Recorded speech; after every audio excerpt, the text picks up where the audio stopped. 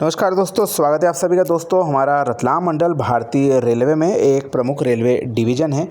रतलाम मंडल के द्वारा वित्त वर्ष 2025-26 में कई उल्लेखनीय योगदान दिए गए हैं तथा इसके बारे में मंडल के द्वारा जो प्रेस विज्ञप्ति जारी की गई है उसमें मंडल के रेल प्रबंधक श्री अश्विनी कुमार जी के द्वारा प्रेस वार्ता में जानकारी दी गई तथा बताया गया कि किस तरह से भारतीय रेलवे में रतलाम मंडल ने समय पालनता में 98.44% समय पालनता हासिल कर प्रथम स्थान प्राप्त किया है, जो कि भारतीय रेलवे के लिए एक बहुत गर्व की बात है। माल परिवहन के क्षेत्र में मंडल ने लगभग 20 मिलियन टन लोडिंग कर पिछले वर्ष की तुलना में काफ़ी उल्लेखनीय प्रगति अर्जित की है।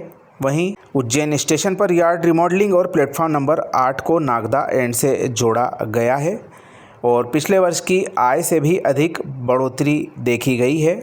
इसके अलावा अमृत स्टेशन योजना में भी विभिन्न स्टेशनों पर जो निर्माण कार्य थे उनमें भी काफ़ी उल्लेखनीय प्रगति देखी गई है। वहीं सिग्नलिंग विभाग ने नागदा गोधरा खंड में 224 किलोमीटर सेक्शन में ऑटोमेटिक ब्लॉक सिग्नलिंग प्रणाली लागू की है तथा 30 मार्च को 224 किलोमीटर में ही अत्याधुनिक कवच प्रणाली का सफलतापूर्वक कमीशनिंग किया गया है।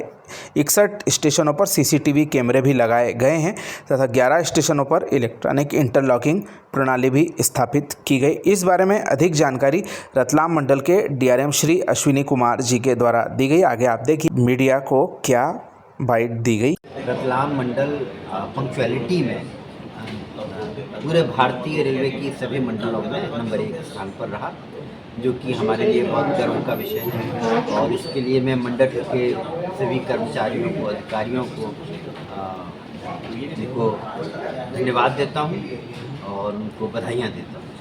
और किस तरह से आगे आप अचीवमेंट हासिल करने की प्लानिंग चल रही है और सिंहस्थ भी आने वाला है, क्या तैयारी? देखिए, रतलाम मंडल में ने हर क्षेत्र में बहुत अच्छा किया है, जैसे पंक्चुअलिटी में किया। इसके अलावा माल लदान में भी हमने अपने टारगेट से लगभग 3% ज़्यादा अचीव किया है। मालगाड़ियों की स्पीड भी बहुत बड़ी है। टिकट चेकिंग की अर्निंग भी हमने रिकॉर्ड हासिल की है, 20% की लगभग ग्रोथ की है, 20% से भी ज़्यादा। तो हर क्षेत्र में बहुत प्रगति की है और यात्री सुविधाओं का भी बहुत विस्तार किया जा रहा है। स्पेशली सिंहस्थ के मद्देनज़र हम लगभग 1000 करोड़ के प्रोजेक्ट कर रहे हैं, जिसमें कि नए एफओबी का बनाना, होल्डिंग एरियाज़ को डेवलप करना, प्लेटफॉर्म को लंबा करना, प्लेटफॉर्म्स को ऊंचा करना, बिजली की सुचारू व्यवस्था करना, नए सब स्टेशंस बनाना, पैसेंजर इंफॉर्मेशन सिस्टम्स डेवलप करना, पानी की व्यवस्था करना, नई लूप लाइन्स बनाना, मेंटेनेंस फैसिलिटीज़ क्रिएट करना, वो सब कार्य किए। तो सर, नागदा से गोधरा सेक्शन में जो क्या रतलाम रेल मंडल का ये पहला सेक्शन है देश भर में जहाँ ये दोनों टेक्नोलॉजी को जो है लगभग इंस्टॉल कर लिया गया?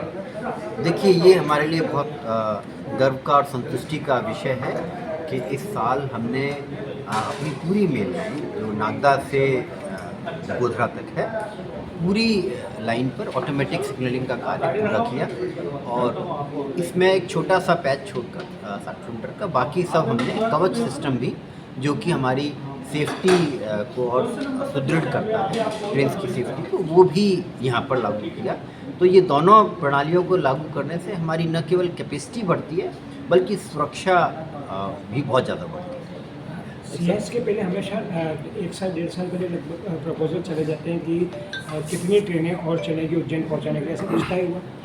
हाँ, देखिए, हमारी पूरी ट्रेन ऑपरेशंस प्लान बनी है, जिसमें कि हम कितनी लंबी दूरी की गाड़ियाँ चला सकते हैं, कितनी छोटी दूरी की गाड़ियाँ चलाएंगे जो शटल करेंगी वो, और उसके सर्किट्स भी हमने आइडेंटिफाई कर लिए हैं और वह पहले से बहुत ज़्यादा लगभग दुगनी मात्रा में हम ट्रेन्स को चलाएंगे और उसके लिए पूरी कैपेसिटी डेवलप की जा रही है। मेमू ट्रेन्स भी हमने मांगी हैं, जो कि आपको मिलेंगे।